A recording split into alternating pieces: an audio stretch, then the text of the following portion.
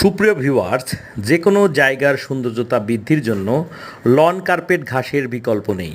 আর এই loan carpet ঘাসের original guaranteed বীজ যারা খুঁজছেন তাদের জন্য সুখবর।